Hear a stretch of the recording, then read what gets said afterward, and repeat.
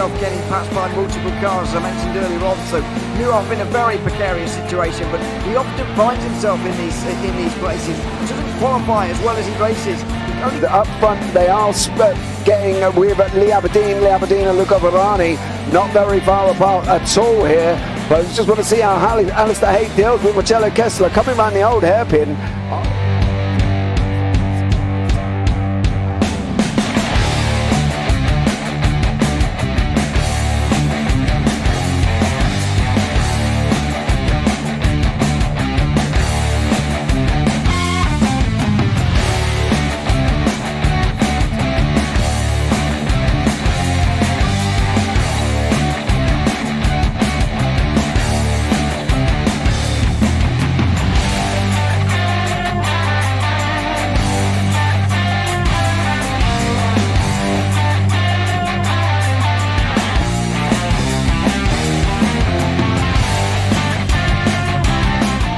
Say it's not the best decision they've ever made, just not having done that under the safety car, really.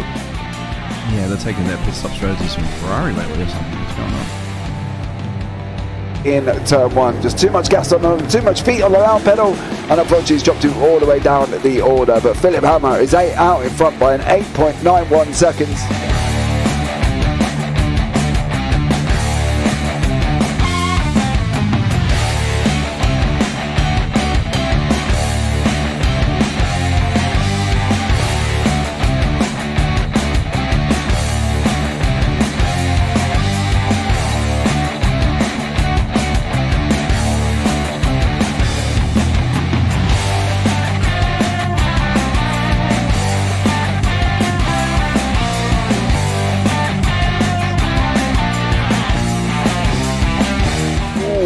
Dan Michael is a wall there, sir.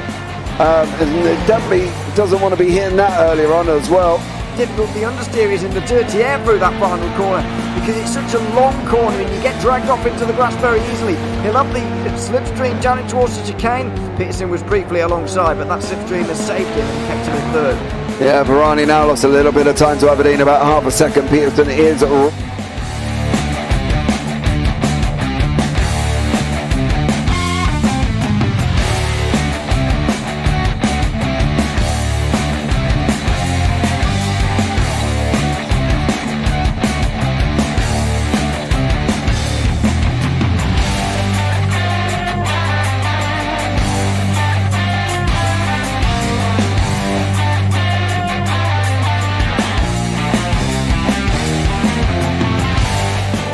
Pike's pushed Morton forward up ahead. He's got out of line. It's now Pike going to have a go at Werrell. Don't push him off. He's in the championship fight. Jack Werrell chasing down Carl Jacklin. Further down, Rob Williams and Chris Barnes. Sensational run outside line now though for the heavy braking zone. Around the outside goes the Audi R8. Look how much Miller's caught back into play. Exactly. Miller's just like trouble. He's left on second and change. All of a sudden Miller's back in play.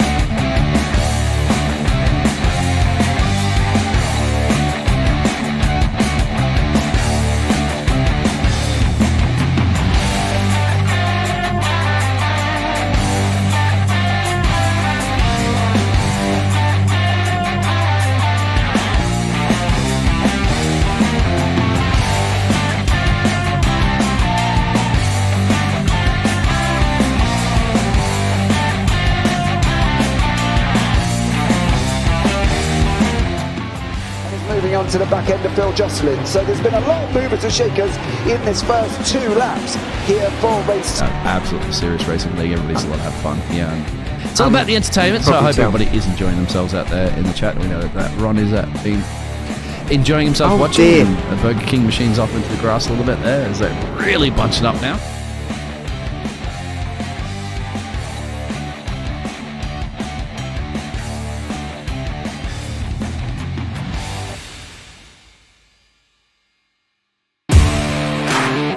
Standing out from the crowd is a challenge. You have the passion, courage, and ambition to do something extraordinary. You have an awesome story to tell and a wonderful vision to share with the world. At Eddie Videos, we take that vision and turn it into reality so you can be heard above the rest. You need something different, and we give you the ultimate advantage. We can help you transform your ideas, images, and clips into a professional video that brings your message to life and sets a new bar for excellence. Visuals, voiceovers, editing, animations, whatever you need, we've got it all. If you're a new business looking to make your mark or an experienced company searching for something new and amazing, we're here to help. Trust us to take your video to amazing levels of awesomeness.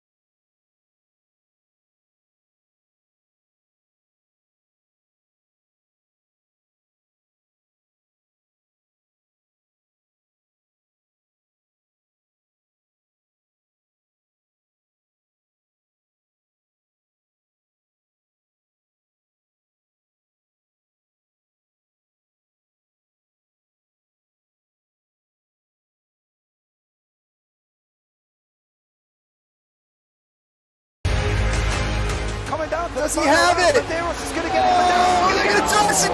Haven't got it!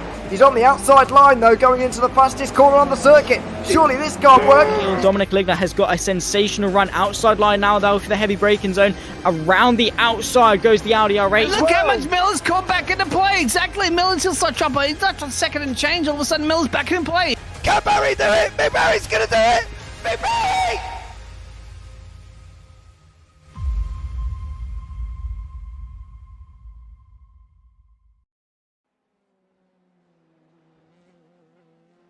Good evening and welcome back to Sunday night. It is the iGPFun F3 League live from Virginia International Raceway. And current track length of the circuit 3.27 miles, 5.262 kilometers, 17 turns here this evening. And what a racetrack this is. We've got the Oak Tree corner, which we are looking at right about now, and that unfortunately has no longer got the oak tree in it due to it being struck down by lightning and then having to be removed for safety reasons. The track itself has got currently 6 configurations, some of them 24 and 28 corners long, but today it hosts the F3s of the iGPFun League. We will bring you up the current championship standings. We have just got the top 30 here, guys, from the overall. It is Gianfranco Pagoda out in front on 43 points, and Andy Flint on 42, Luca Verani on 41, Jakub Oleszwinski on 40, Christian Graham Sita on 39, Kenzie Newhoff on 38, and Giuseppe Diodoni on 37. In an ideal world for Giuseppe, he did finish second last week at Road America, but unfortunately a 20-second time penalty cost him there, and unfortunately finished down in 7th place. Evan Way in 8th, Chuck Morrow in 9th, Adam Townsma in 10th, Connor Gibb 11th, Leonard Cherry 12th, Yang Shi Lin on 13th, Marcis Putnieks on 14th, Marek Otlovs is down in 15th. And then after that, we've got Koji Ito on 28, Antonio Jimenez on 27, Zoltan Zamata on 26, Max Bartolotta 25th, 25 points. And then in 20, it's Rino Scattini on 24, Thomas Tulamonde on 23, Stuart Mill on 22, Dorian Oreo 21, and Philip Lucas down in 24th place on 20 points. Then behind that, we've got Michael LeMay, Ryan Berry, Simon Fessy, Vyacheslav Potapenko, Dennis Cornu, and Matthew Brewer rounds out this top 30. It is myself, James Parfitt, and Mr. Ewan O'Leary once more to bringing you up all the action here this evening. And with 41 cars on track, it is going to be absolutely epic. They have got a purple zone that does take them down to just coming out of turn 2. There is no overtaking from turn down the start finish straight into turn 1. Round coming down into turn 2. But you have heard me waffle along as we are coming just into the end of qualifying currently at the moment. And it is Gianfranco Bogotto leading the way with Kenzie Neuhoff being third here, with Connor Gibbs sitting in second. But let's bring Mr. O'Leary into the booth. Good evening, Mr. O'Leary. How are you?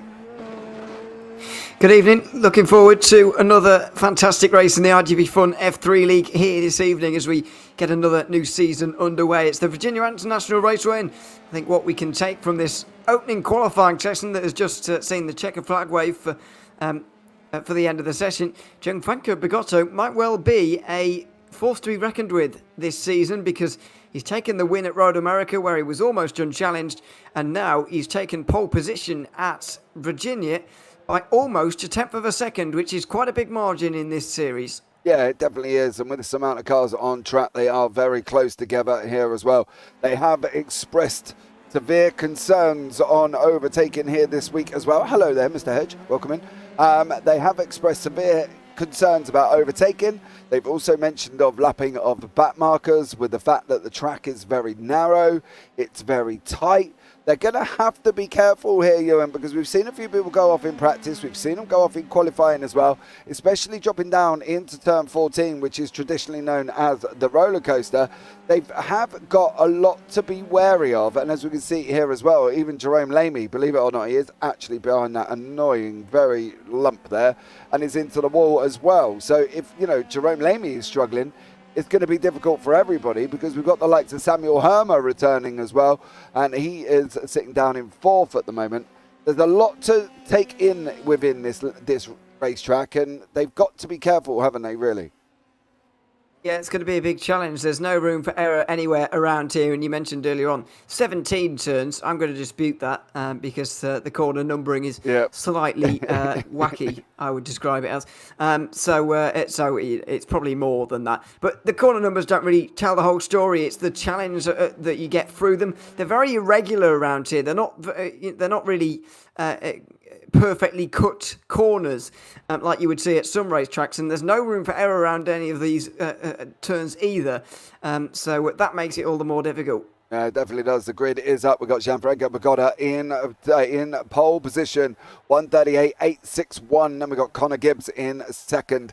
Kenzie Neuhoff third. Samuel Hermer in fourth. Evan Way fifth. Alvin Chan in sixth. Jerome Lamy seventh.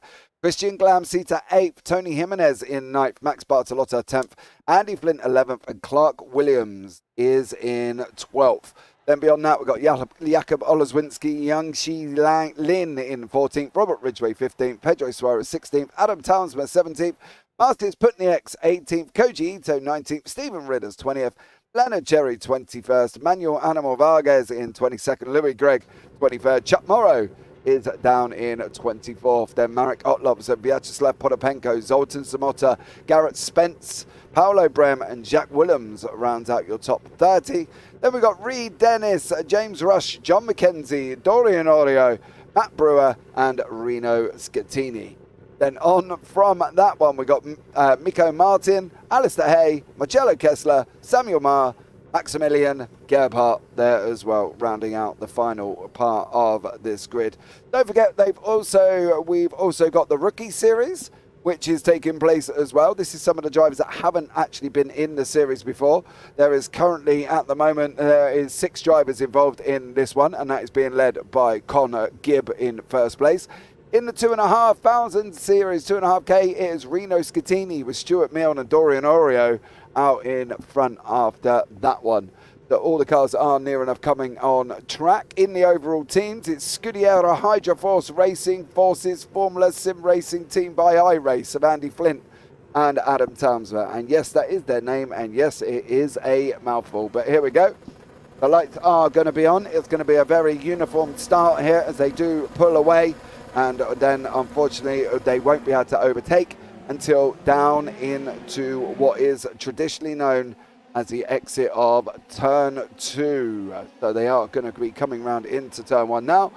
Everybody as they were, and then really just about now the racing does start, and it is Gianfranco Pagoda out in front currently at the moment here with Alvin Chan is sitting in 5th place, battling away nicely with Evan Way and Samuel Hermer. Samuel Hermer lost a position. Jerome Lamy as well is sitting in 6th place. There's action further down the field with Connor Gibb. He is off track here as well. There goes Connor. He's taking a long diver there, Ewan, and that's exactly what we mean at the difficulties of this circuit, because Connor Gibb is going all the way down the order, literally down to last place from where he started in 2nd. There's been another one as well, Max Bartolotta.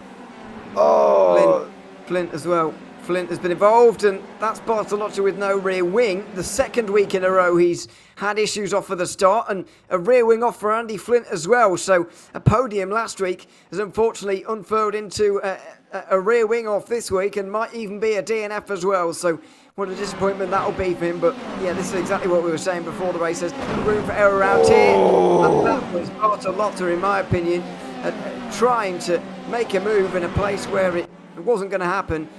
And that's caused the accident there, I'm afraid. Yeah, Tony Jimenez, Jerome Lamy. Lamy's just gone through now as they've dropped down through the roller coaster through 15 and 16 here. There's battles all the way through the order currently, and they are making it, well, as competitive as they normally do down here with Pedro Suarez. He's also currently in 12th place, chasing down Robert Ridgway in front of him. And then we've got Jakub Oleszwinski in as well. He is in front of Clark Williams. Williams is on the left-hand side. He's going to have a go going down into turn 1. Is Williams going to get through? Not this time here as well. Where do we think, though, this is one of the things with this circuit, where do we think the main overtakes are going to happen here? Because Townsman's just slipped up the inside of Putnieks as well, and he's just got the job done. So where are we looking? You know, is it going to be a set corner, or are we looking just basically as we've seen anywhere? Well, we are going to be looking everywhere generally at this circuit in terms of action areas, because anything can happen at any of these, especially around here with the lack of room for error. But in terms of overtakes, I would definitely be looking up towards the roller coaster at turn 14. It's a little bit tricky to make moves there, because but it is your best opportunity, I would say. And Samuel Hermer has just made a very easy opening there as he goes off at South Bend through turn 10.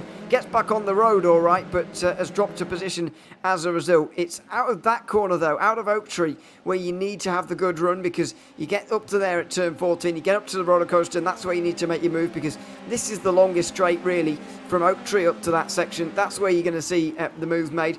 The front straight isn't really long enough, and the corner that leads onto the front straight as well isn't really ideal for setting up moves into turn 1, although they can happen. Yeah, Yingxi Lin has just gone past Adam Townsman. Townsman's looking at coming back, though. He gives Lin a little bit of a hip check, and now Lin has got Putnieks right behind him currently at the moment here as well. Marcis Putnieks up 3 places. Connor Gibb down 27. Leonard Cherry down 13.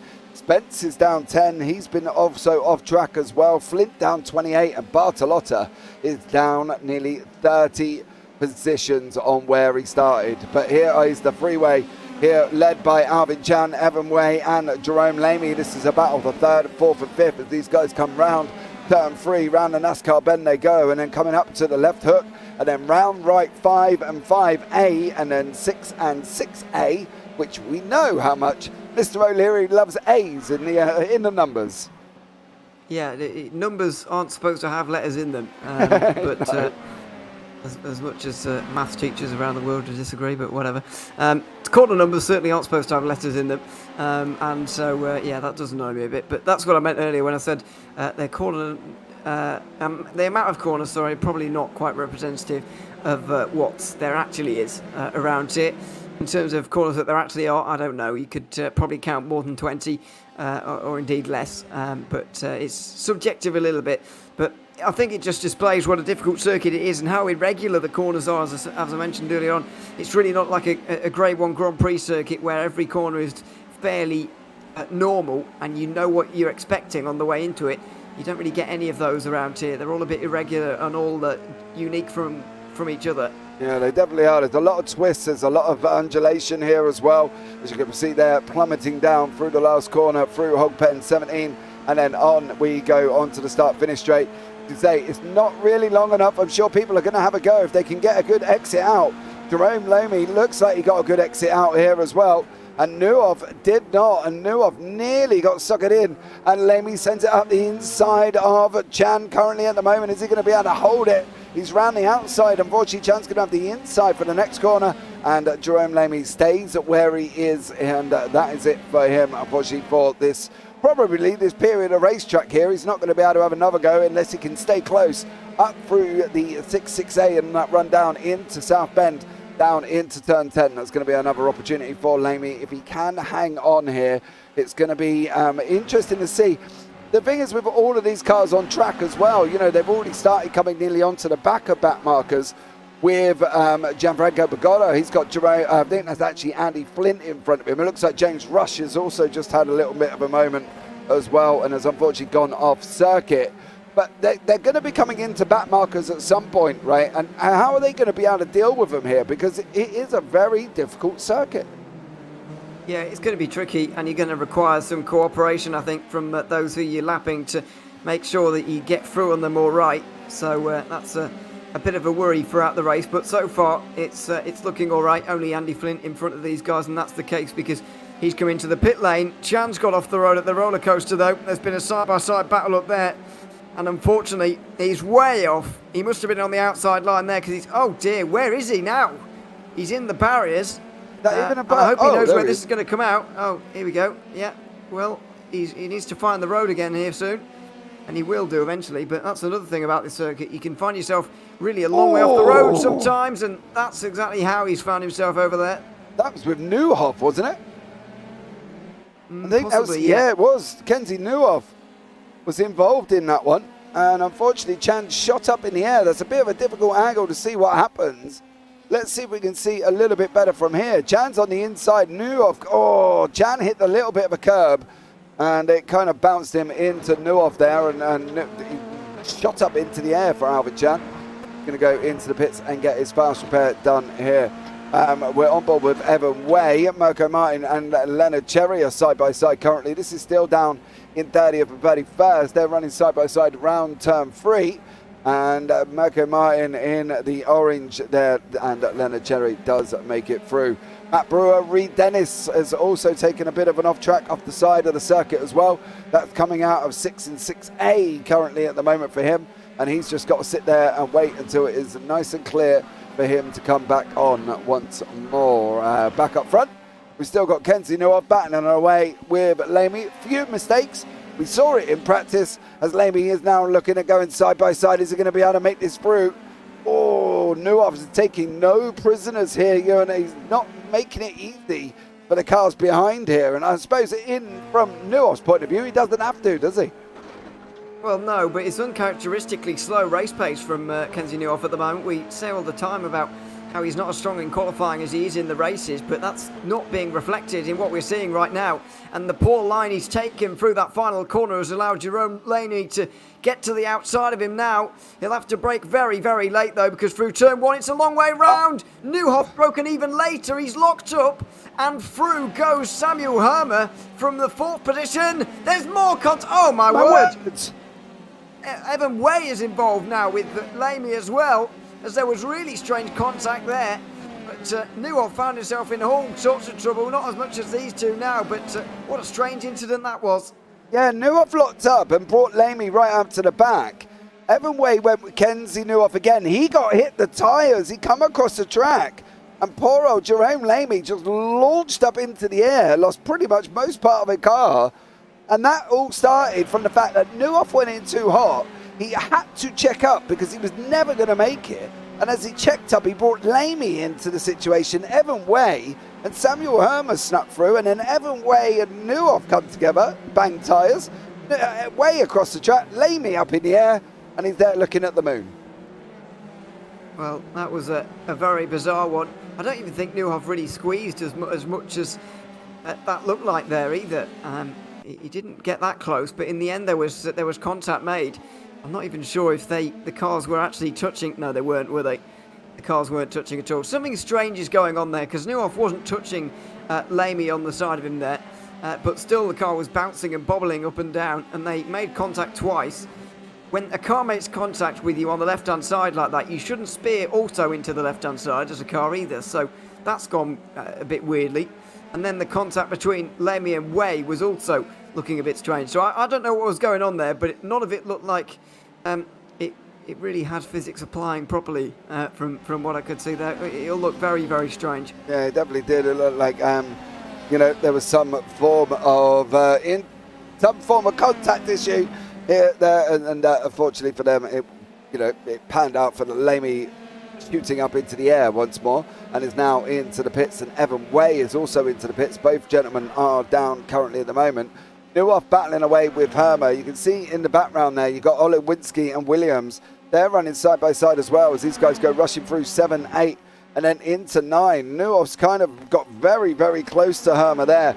He's looking to try and get an exit out of this oak tree corner, and he's got to try and get a decent exit, I think, as well, before he can really have a go down into this roller coaster. It's important he gets that run out, isn't it? Because he needs to kind of stay as close as he can at the moment. He's got a gap of 3 tenths. It's not coming down rapidly. It's just started to come down at a rate of knots as it is now. But is it because he's too far away at the oak tree?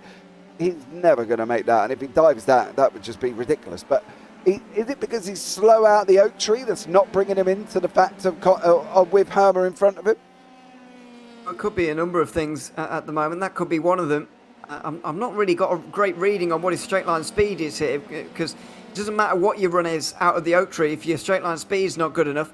And so that's got to be factored in as well. But so far I think Hermer's just been placing the car in all the right places. You can see how it's difficult to go through at turn 1 unless you've got the inside. It was late on the brakes from Nuoff there, and that's where you need to be, because turn 1 is a very long and looping turn, which means that the outside line is not really an option, even if it gives you the inside line for the next 3 corners. But it's not really possible to do that. That's why I said earlier that the roller coaster is a better choice. But as I say, the straight line speed is still important for Nuoff here. You can see him getting quite close through the corners, but not so much on the straights. So I do wonder whether that is straight line speed just holding him back at the moment, although can't really get a good reading on it for the moment. Yeah, we'll just have to see how he pans out here and whether or not he's going to be able to make this move. Jerome Lamy's been involved again. Oh, that's 3. Lamy, McKenzie and Scattini. What have these guys been up to here? Lamy's on the right. McKenzie's all loose by the looks of it. Oh no, Lamy's trying to take it 3 wide in turn 1. Well, I think they were all within their rights to be where they were actually in towards turn 1, but Lamy was too late on the brakes. Went straight into the side of Scattini, I think it was, who went around. McKenzie was forced into almost a complete stop because of those 2 in front of him, even though he didn't do anything wrong. And so that was all very awkward, but it was just a case of Lamy not being quite positioned in the part of the road where he normally is. He missed his braking point slightly and then went straight into the side of Scattini there and calls it incident. Yeah, but the thing is, that's turn 1 again for Lamy. That's when Nuoff had his big lock-up. That's where he brought into play Evan Way, and that's where they went wheel banging there, as we've seen Nuoff just gone up the inside. Is he going to be able to hold it? This is not good. This is where the initial incident was earlier on, and he does manage to hold it, but he looks well out of position for the corners at the moment. I think Nuoff seems to be a bit of a man on a mission at the moment. Pagotta's still 5.7 seconds out in front. We're on lap 9. We've got 17 to go here. But Nuoff's driving, I don't know, it doesn't seem smooth to me at this racetrack. Maybe it's just not a track that the Hydroforce man kind of enjoys, because it just doesn't look that Kenzie Nuoff smooth driving that we've seen for last season and the beginning of this season. Yeah, I'm not sure whether he likes this circuit or not, but nobody, especially I would say, looks rhythmic around here. If I'm honest, it's not one of those circuits that looks particularly good in that respect. In terms of driving yourself, you do often need a rhythm around here. You often get into one, and if you're struggling to do that, then that will be contributing to some of his problems. But we can very rarely tell that from the outside of this circuit. I just think it always looks a little bit awkward and a little bit here and there in terms of just watching these cars go around here. It's going to be very difficult for us to tell for the moment, but it's certainly just on raw pace. Looks like Neuhoff is not quite at home at this circuit. Well, he's certainly not literally, but he's not quite got the race pace that we would expect from him. No, we always say how again. much he climbs the order in the race, but he's not doing that at the moment. Yeah, Lamey went up again. I'm not sure what Lamey's up to, but whatever Lamey's up to, he's not had. That's a I quit kind of incident, isn't it, really? Unless he's had a mad disconnect somewhere, but it looks like he just unfortunately caused whatever. Oh, that's a technical problem, that is. Yeah, because he's spinning up there as well. Well, the initial incident certainly looks like a technical problem, unless he did that himself, because he looks in control of his car now. Yeah, not sure. Not sure on Lamey there, but Hermer still battling away with Neuhoff. Then we've got the gap down to Glamseater, who is not too far behind. He could get himself involved, and Tony Jimenez is another man there as well. They have got a 3.8 second gap back to the 5 cars that are in this train. This is involving Suarez, Oleszewski, Williams, Ridgway and Lynn. And then we've got a few more cars that are spread out there. Samuel Maher down in 30th place. Looks like he's in a battle with Gary Spence currently at the moment in front of him. But these guys are not too far off the lead. They're nearly kind of getting in towards Kenzie Neuhoff territory. If these guys carry on, there's no way that this is going to stay a 2-horse race. This is going to be Christian Glamseater also taking the opportunity to get himself involved as well.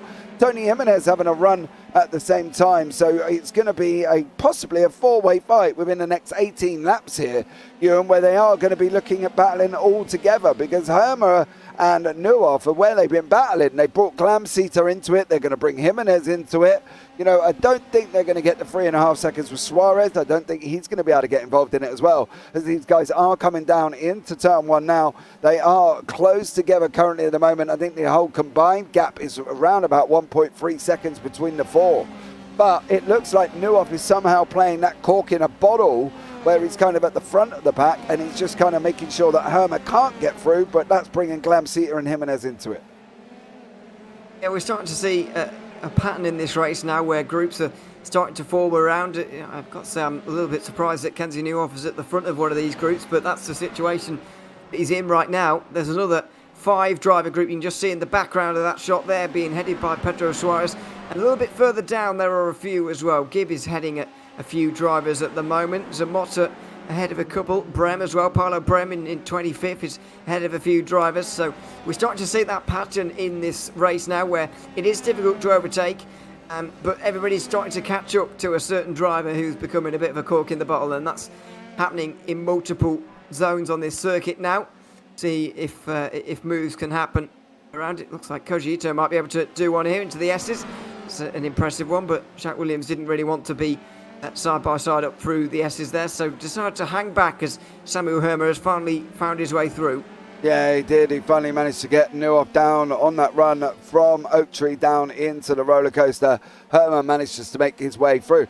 Now, if what I'm expecting to happen here is Hermer to start opening up gaps currently at the moment here to these guys. Jimenez is on the back of Glamseater again. Is he going to be able to try and run around the outside of turn 1? It's going to be a brave man to try and do it. They are going to be coming down side by side here currently at the moment. Can they make it through? Jimenez doesn't make it through this time. I was waiting for him to get out the exit of 1 before he start running up through 2. He's looking at diving up the inside. Jimenez now, is he going to be able to get through? Glamseater gives him the amount of room. He's trying to run around the inside now through turn 4 and 5. They're still going to try and almost be side by side. Jimenez is looking coming up through 6 and 6A. He had a go there, Ewan, I'm not going to lie, but it was a very, difficult situation to put yourself involved with. Well, and now they're proving why just going for half-hearted moves like that is maybe not a good idea, because they've lost 2 seconds to Hermer and Neuhoff, who have gotten away very quickly, and they've halved their gap to Pedro Suarez as well, who's managed to get away from the others as they start to fight. So that's another characteristic of this circuit. It's so much one line around here, and it's so much quicker to be on the racing line around here that you lose time. That's the case at any circuit, but especially around here. being off the racing line loses you more than it would on average at a regular circuit.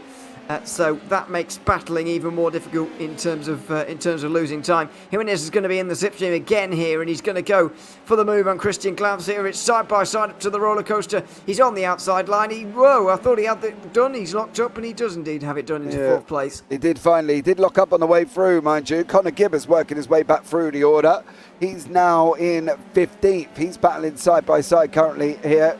And he has gone through over Vargas in currently 15th and 16th. So next up for Connor Gibb is going to be Chuck Morrow. Chuck's 3.5 seconds up the road.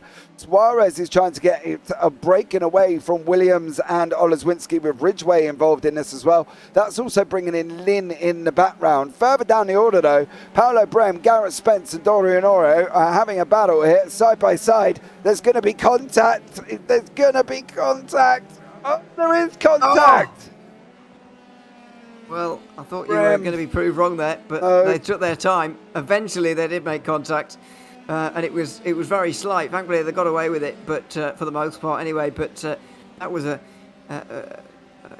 really, really close battle up through the roller coaster. And actually, I thought that Spence had that done quite a long way before he did, but that he had a really late lock up there, and eventually caused a bit of contact. But once again, that's the kind of thing that happens around here.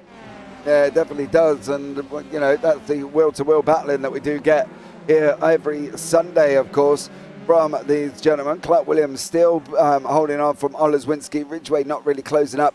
And Lynn, unfortunately, not being able to get really onto the back of the pack to cause these guys problems here. But Williams is still with Oleszewski. I don't think Oleszewski is going to be close enough. If he is, he's going to have to dive and a half here. He didn't make that dive as well, and these two do fight to live another day. This is the tricky part. I've driven this car in this circuit in a TCR, and that pit there alone, out of roller coaster, round through into the final corner, is an absolute killer. I am not going to lie. To get that car stopped and turned on that downhill braking is absolutely horrendous, and I'm not surprised that we're seeing people lock up here, because just purely because of the nature of that downhill out of the roller coaster and then trying to go around what they 14A and then the left-hander, it's very tricky to get that correct. And I'm not surprised that we haven't seen, I'm probably more surprised that we haven't seen more people go off at that part of the circuit alone, because downhill braking's never easy, especially when you're trying to put it into a straight line.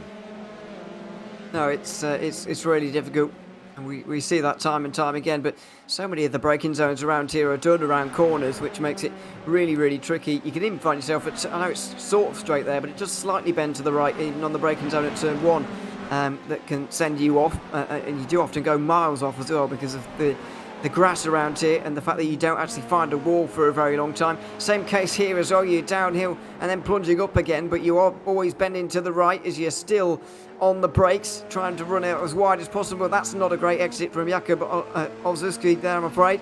And so he might be under a bit of pressure from Ridgway, who's not far behind, and Lynn is not far away either.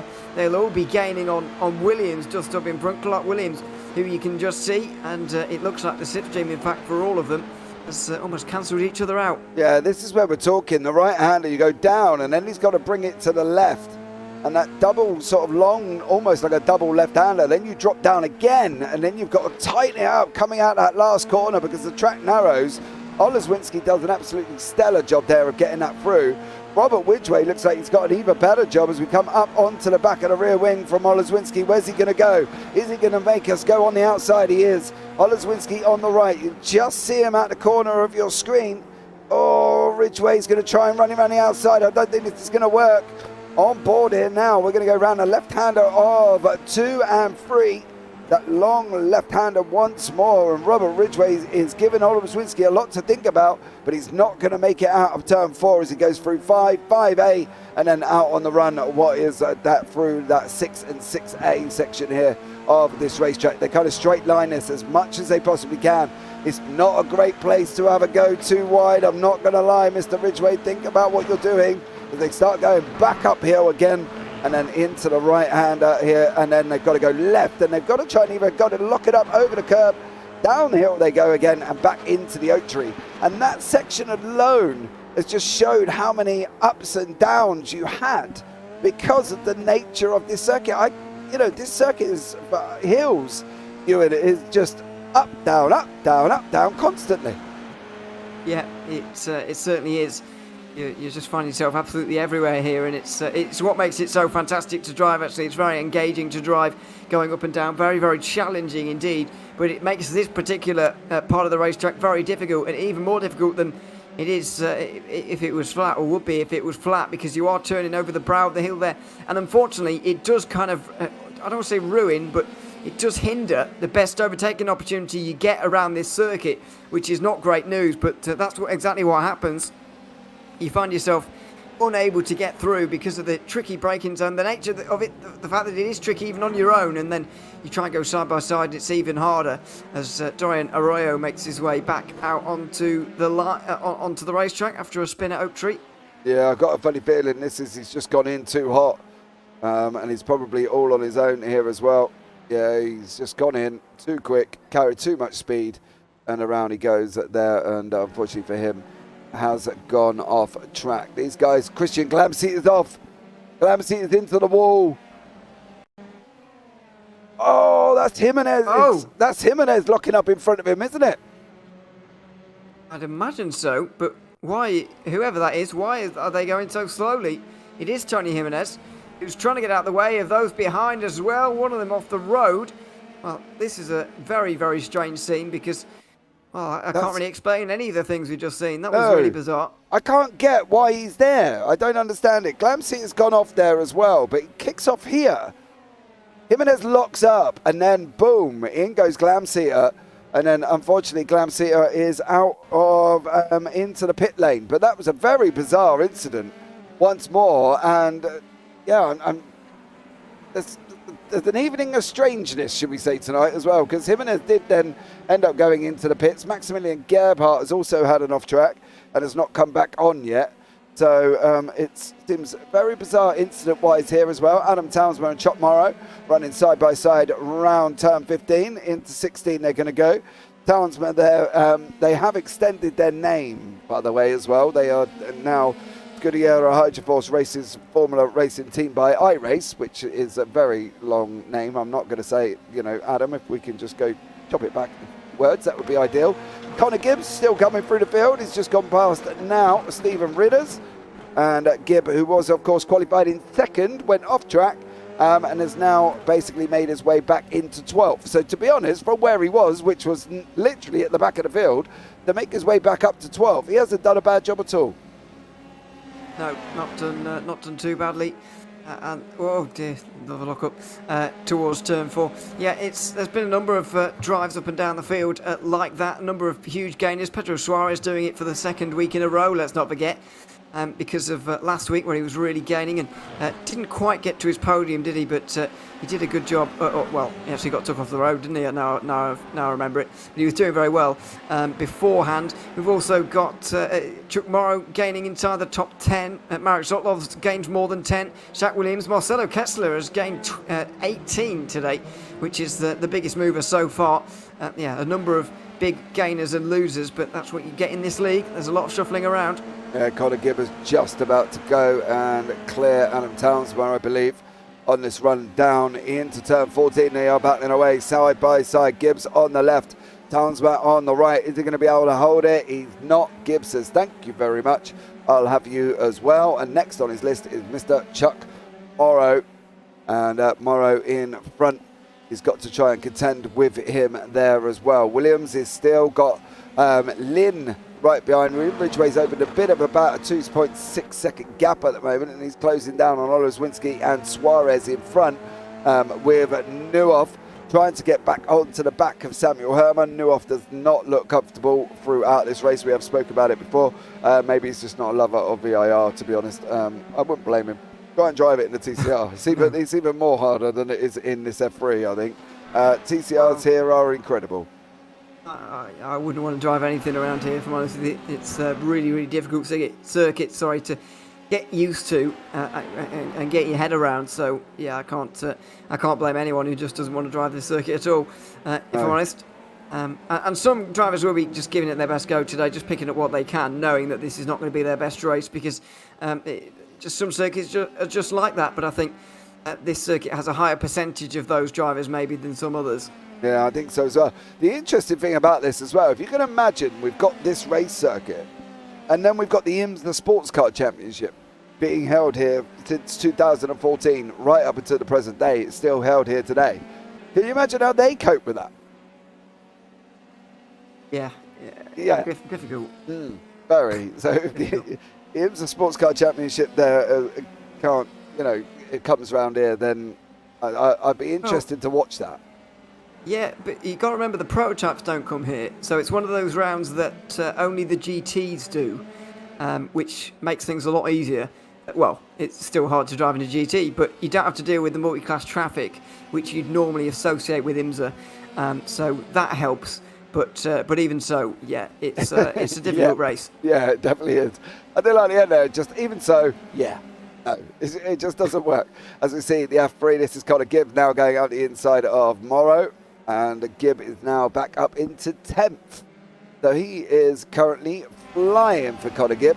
And in front of that is Marcius Putnieks, who is basically 2.5 seconds up the road, who himself is trying to chase down Lynn, who is 5 seconds up the road from them as well. So it's going to be a difficult one.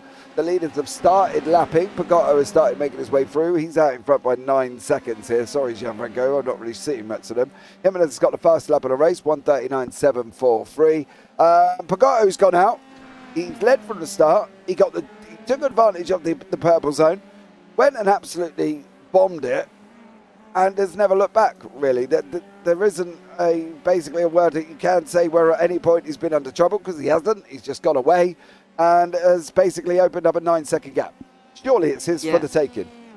Surely it is, you'd imagine, but there's still, 9 laps remaining, including the one we're just about to start, isn't it? Yeah, so, yes, 9 laps remaining as we cross the line now. So that's still a long way to go, as Samuel Hermer has gone off the road here from second. But, yeah, Pagotto is showing himself to be good over the course of more than 1 week, which it was a bit of a question mark for me.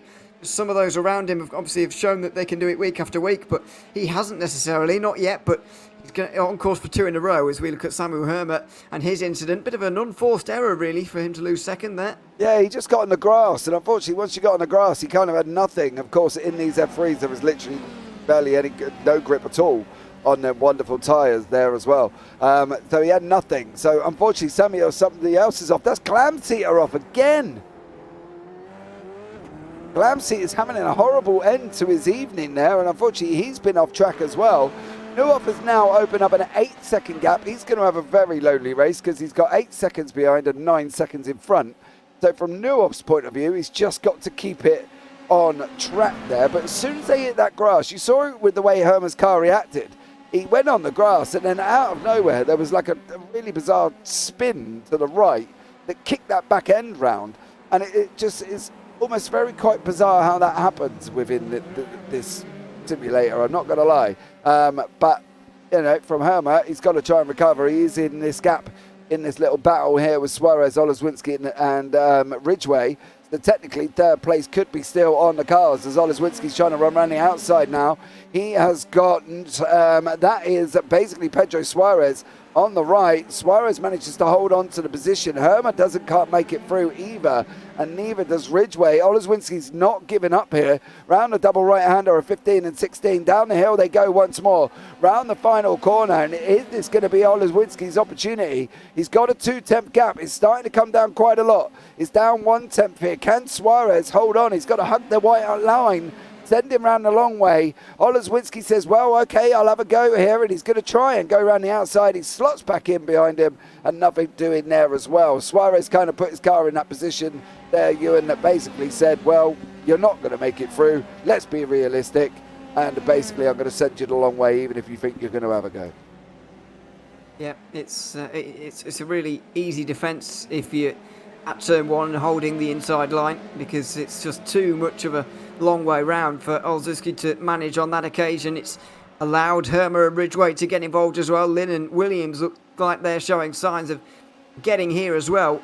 It could well be an even bigger battle in a few moments' time, but just look at the way that Oleswinski's going through this this Essex section there through 7 to turns 9, and then the South Bend. Now coming towards Oak Tree. He's so close, he's too close. He's gone around and straight into the path of Ridgeway. Excuse me, to Hermer, and Ridgeway goes through. Lynn goes through, and everybody, he's up to 4th. Yeah, Oleswinski, Hermer as well, and Ridgeway. And we did say that Oleswinski was so close to him there, and unfortunately for him, that was the result, and that was just basically, I think that's basically due to the fact that Oleswinski was too close going in here behind Suarez. Suarez coming up the hill, goes on the brakes. Oleswinski runs in too hot, and then unfortunately goes round Hermer. Ridgeway loses a wing. Lynn says, well, thank you very much. I'll take all of that. And now Lynn is in 4th place, up 10 positions. However, Pedro Suarez is up 13 positions now and has got a 2.4 second back. Hermer's in the pits. Ridgeway's in the pits once more. Koji Ito is having a go here with Zamota, so he's just about to go through. Koji Ito, is he going to be able to run around the outside? He's going to... Zamota's not going to give him the opportunity. He is going to take it in the end, and Koji Ito goes through. Unfortunately for Ridgeway and Hermer, though, it's put them both into the pits here. And again, that's kind of the nature of the series when we run it so close together that was what would happen, isn't it? We've said it time and time again in cars where they are nose to tail consistently, that is one of the fears that can happen, is basically somebody can make a mistake and there was just nowhere for Hermer to go, nowhere for Ridgeway to go, and that was the result in it, both men in the pits. Yep, it can happen. There is a case that you can just follow one another too closely, and yeah, it's unfortunate now. Just trying to see how many people have actually come down pit lane now, by the way. 6 drivers have already found themselves below the threshold for getting points in this race, unfortunately. So we've seen a lot out, including Bartolotta, who of course was out on lap 1, but Andy Flint is still going and is still within the realm of getting points. So is Christian Glamseater as well, although he's finding himself off the road again. He's a lap and a half down. Koji Ito went all over the place there. Not sure how that's happened, but it's round the outside through South Bend for Zamota, and he should be through with the inside for the next 2 turns. He will be as well, but that was a bit odd. Well, oh no, he's gone off track. Zamota's gone off track. That's going to allow Ito back through. Ito disappeared. That was the weirdest thing at that moment. He disappeared, he come back on, and next thing you know, he's off the side of the circuit. So I don't know if he's had a screen freeze, which I've heard a lot of this week from drivers that it's been happening, where the screen freezes and then it comes back to you, and next thing you know, for Ito, he's off the track. That's been something that's been branded around this week as well. I know there's been other issues with processors not loving the new damage model. My 12th gen was also involved in that conversation as well, which is I had to then do an update on it to basically get it to where it wasn't blinking. But that's a possibility for Ito, because this screen freeze thing, the drivers have been talking about it a lot from multiple different series, where all of a sudden your screen would just freeze for a brief second and then come back, and that could explain why Ito was on the grass next thing you know when he kind of come back to the world, I guess. Maybe, because there's nothing from the outside really that I could say definitely caused that, because it looked all pretty normal from... there he goes. Going, well, yeah, he looks like he's had some technical problems there, doesn't he? Because he's disappeared out of existence and back into it again. So, yeah, that would explain a little bit, or at least give us a reason for it. Although Zamota did end up losing the place again anyway. Ito's back through again, isn't he, into 18th place now. So that's all been reversed, and it's all for nothing, really, by the end. By the way, Ito was involved in the championship fight for the 2500 championship last season, wasn't he? From what I can remember, but he's not part of that championship anymore. He must have gained a bit more I rating since last season. Yeah, he must have done for Koji Ito currently at the moment. Is doing an absolute. He must have gone out and gained something from this season. Let's see if we can see, where is Koji Ito. He's upside down. Oh no! Vargas is still going. Oh, he's off. He's out the track, I think, isn't he? Is he not out the track by now? Oh my word! Well, hold on. That was just very, very... Where is he? There he is. He's on the back of Ridgeway. Yeah. Oh, and he's just vaulted over the top of him. Ridgeway is trying to save a slide, and Vargas has no chance to avoid. And actually, he's not going to get out of the track, is he? It was just the camera angle we were seeing, but he's going to continue to cartwheel off towards the barrier there. And, this is going to be not nice. Thanks for this camera angle. This is sickening now. Oh, dear. I'm hoping he's not in VR here. Look at this. VR at VIR. Yeah, VIR? I hope not. Yeah, if it's not in VR at VIR, I'm not going to lie. That just looked horrendous from Vargas there as well. Not an ideal. I do apologise. I had to have a look and just to see what it did look like there. But Potapenko and Herma battling away. Herman's, of course, had his incidents. He's been into the pits. He's taken his fast repair. He's back out on track once more. You can see how many scalps this is claimed, because the top 13 are spread out like an absolute trooper. You know, look at the gap. They're basically nearly a whole minute back from Potapenko, from Pagota. Pagota is on his way round 5 and 5A, and Potapenko is 54 seconds, just about to lose a place to Herma, is literally coming into the roller coaster. So that is just extraordinary what VIR has basically claimed here. And yeah, I'm just finding this absolutely incredible, because the likes of Jerome Lamy, Max Bartolotta, Christian Glamseat has been off again, Vargas, who we've just seen, Ridgway, Dennis, Marr, Rush, have all at some point or another been involved in incidents. And that's just very unusual for this series to see this amount of incidents going on at the moment. Yeah, that is unusual, and I've never seen a crash quite like that either. But it's happened, so there we are. Unfortunate for Vargas. I think he's out the race now. Meanwhile, down the inside is Tony Jimenez, by the way. He was recovering from that incident we saw earlier on with him out of turn 6 it was, where he was going slowly and got hit by Glamseat. As Clark Williams is off the road as well at about the same point on the road. Excuse me, it's all the way at Oak Tree. He's a lot further around. He must have found the wall there, because the wall is very, very close, actually, to the edge of the road at that particular point in the circuit, so I'd be surprised if he's avoided it. Well, yeah. It's not, well, he hasn't avoided it, but it's not as bad as I thought. Yeah, it's just a little kiss on the wall there. You can see him. What you can almost imagine there with Clark Williams is just, he's got his full brake, right? We saw the tyres just lock. They were like stiff. And you can just imagine sitting there holding onto his wheel going, please don't, please don't, please don't, please don't. Because that is what it kind of gave us that perception of with his heading towards that wall. Brakes full on as well. He's going to have a go now, try and get onto the back of Putnieks here. Alvin Chan is side by side with Jack Williams. And they're going to be running side by side down into the roller coaster once more. Williams is, I don't know, it seems somewhat off the pace this season. I think he's a lot lower down than what I kind of expected to see Jack Williams this season. It just doesn't seem, I don't know, maybe as comfortable with the car or something. It's just not Jack Williams-esque. Do you know what I mean? Oh, it's still early on. I think we can, wait to judge him a little bit more, because yeah, it's early on in the season. So I don't want to be too harsh on him just yet, because I don't think he was actually at the race at Road America. Can't find him in the results anywhere. So, and I don't remember him being there either. So it's a little bit further down maybe than you'd expect to see him, but it's still very early days, and a couple of American circuits that he might not like very much. So it's worth having a look at these guys after a little bit of time, I think, rather than after only a couple of rounds. Because there are very few drivers who have done well over the course of 2 rounds. Pagotto is obviously one of them. But when you're looking for others, we've got slim pickings, really. Ovzusku is the only other inside the top 5 in this race who was inside the top 5 at Road America.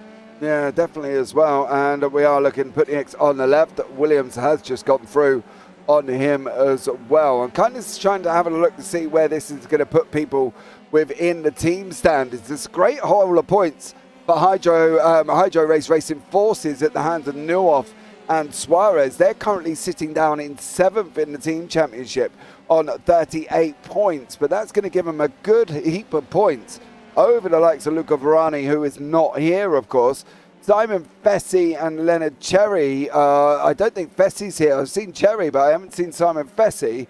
Evan Way and Matt Brewer from Modern Racing as well, and then Glamseater and Connor Gibb. Now, we've seen what's happened to Glamseater. He's not having a good time at all. And Connor Gibb here in 6th also for that team. So from the Hydro Race Racing Forces team, in Nuoff and Suarez, they could be quite far up within the championship, at least probably bouncing themselves up well inside the top 5 at the moment. Yeah, possibly.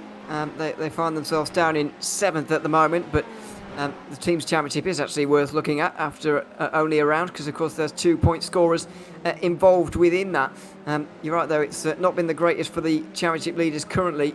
Houndsma down in 11th and Andy Flint way down in 29th. There's a chance, especially for some of the other teams to get up there, but it's a long way to go in that championship as well. There's 4 titles to indeed look at, so it's a bit of a minefield, and it's very, very early on as well, but it's very late on in this race. Lap 28 has just ticked over, and Gianfranco Pagotto is possibly showing himself to be a driver for the distance over the course of this championship, because this is 2 races now where we've barely seen him because he's been so far out in the lead. Yeah, definitely, and let's not forget at Road America, he took the win by about 9.8 seconds there, and it looks like he's going to do the same again, but this time with a further gap of 11 here, and Pagotto is going to go through.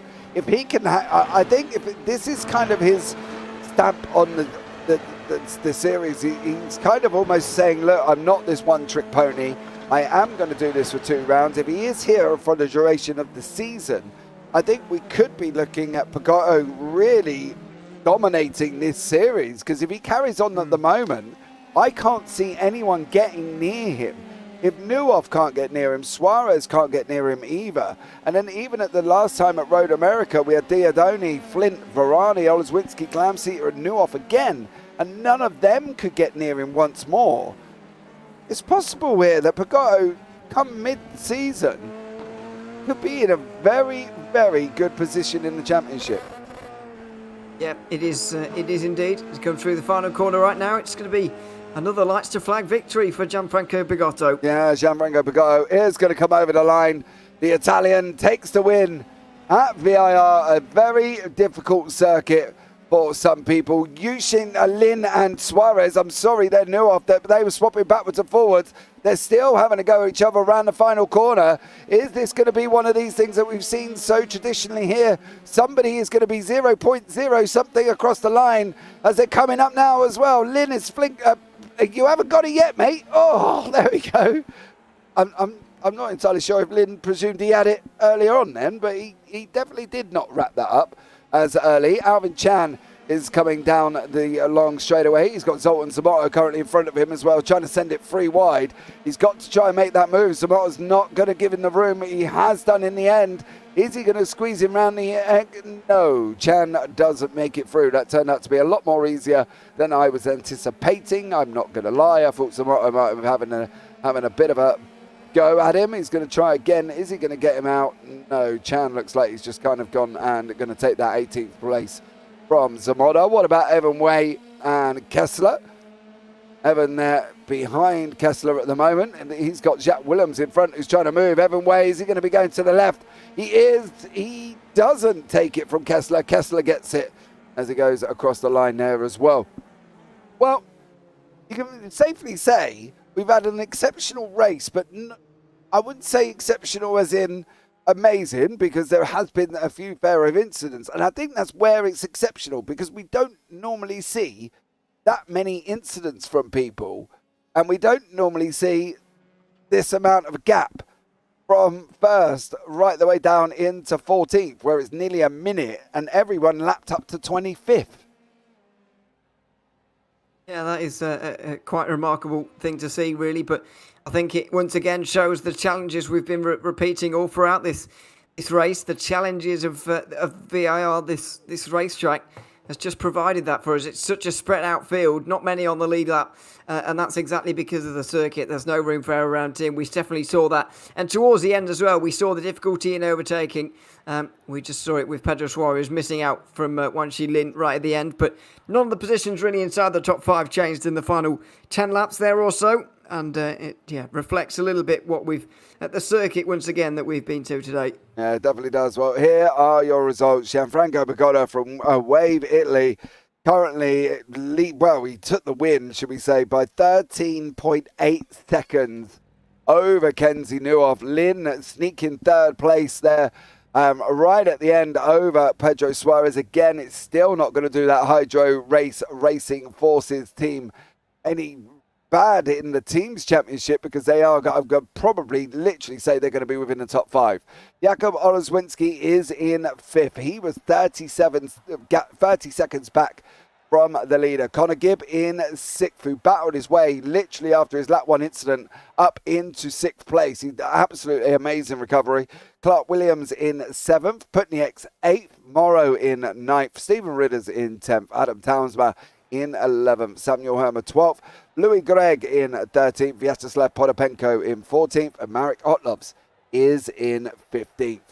Then beyond that, we've got Tony Jimenez, Koji Ito, Alvin Chan, Zoltan Samota, Jack Willems, Marcello Kessler, Evan Way, Leonard Cherry, John McKenzie, and Reno Scatini. And then we enter into the lap drivers, Dorian Oreo, Andy Flint, Mirko Martin, Matt Brewer, Maximilian Gerbart, Paolo Brem, Garrett Spence, Manuel Animal Vargas, who had that amazing incident with Robert Widgway that I'd safely say I do regret kind of showing everybody his cockpit angle there, because it was horrendous. Christian Glamseater down in 35th. He is 8 laps back. He did not have a good race by anybody's shape or standards, especially from his own. Reed Dennis in 36th, Samuel Maher in 37th, and Jerome Lamy in 38th. And then behind that, we got Max Bartolotta and also Alistair Hay as well. So there was even 2 more behind that. Bartolotta, I'm wondering though about Bartolotta at the moment. Now, obviously, initially, before we had this, there was obviously Bartolotta's penalty to think about, right? He obviously was an incident involving lap 1 last week at Road America. Got a suspension on a DQ here, Ewan, but obviously further incidents on lap 1 would be looked at more sternly. And there was an incident on lap 1. Could Max Bartolotta be in trouble for the next round? I think he could be, because, as you say, suspended disqualification means that, he'll be... that penalty will be applied if there's a problem in future rounds. This being a future round, and in my opinion, he did cause a problem during the opening round. During the opening lap there as well. So I think he could well be disqualified from this race, but he never made it past lap 1 anyway. So I'm not sure what that means. Maybe that penalty be applied in the future. I'm not entirely sure. But we did see a few more incidents today maybe than what we saw at Road America. It's just a more difficult circuit to race on, I think, which has contributed to that. And maybe the penalties will be a little bit busier, because after all, we did only see one actual penalty given at the last round. Yeah, and that was a 20-second penalty to Diodoni for there as well. I'm wondering if that suspension or that disqualification could carry over into Catalonia, whether or not we'll actually see Bartolotta on the grid. That's a way that they could go with it and say, well, we could DQ from this one, but you had a terrible race anyway. How about you don't turn up for the next one? That's an option, I guess, for the guys within, the admin team here as well within the IGP. They could just say, well, you're suspended from the next one. They could do, yeah. But I have a feeling that because of the way that these rounds have gone so far, that could contribute to not seeing him again this season. In that case, which I guess is fair enough, and the stewards won't be factoring that into their minds. But even so, I think that could well be the case, because that's 2 rounds now where it's been problematic for him, unfortunately, and it's been a difficult season so far. But it's been good opening couple of races. Still 10 more to go. Lots more circuits to come, and moves away from America as well. It's not just all circuits in the US this season. Yeah, no, we do end up going to Spain this time. However, after that, we are back across that side of the world. We're going to Canada for Mosport after that one for round 4. So that's going to be interesting. I think some of the tracks are interesting this season as well, with the likes of Jerez, Hungaroring. There's Motorland Aragon. Well, that's definitely one I've never been to before. And have you ever been there, Ewan? It got added to our racing this last season, so no one ever has. Yeah, so that would be not in this series anyway. Yeah, that would be a no. People have been there in real life. It does exist, but in iRacing, nobody's ever been there. No, well, in this league either, it's never been on the schedule. So that will be a new one. But lots of trips to Spain. All all of the Spanish tracks being used. Well, unless I'm forgetting one. We've got Catalunya, Jerez and Aragon all on this schedule this season. So that's 3 trips to Spain in the first half of the season, as you mentioned, with the Mosport round in there. We go to the Hungaroring for a bigger Grand Prix circuit. We've got going to Monza as well in terms of bigger Grand Prix circuits. But we've also got a street circuit in the form of Belao to look forward to as well. There's plenty of different kinds of circuits on the calendar. Yeah, it definitely is, and I think that's going to result in what's going to be a very interesting season. But there we go. Right, guys, that is wrapping up tonight's broadcast. Thank you so much for joining us as well, and that's going to bring us to the end here. And well, we'll look forward to seeing you a little bit later on when we've got the Radical Sim Racing America series going off around about 1:45 in the morning if you are in the BST time zone there. 8:30, I think it is 8:30, 8:45 for the Americans, so not too late for them. But from myself here up in the booth and Mr. Ewan O'Leary, take care, have a great week, and as always, we'll look forward to seeing you on the track sometime. Good night.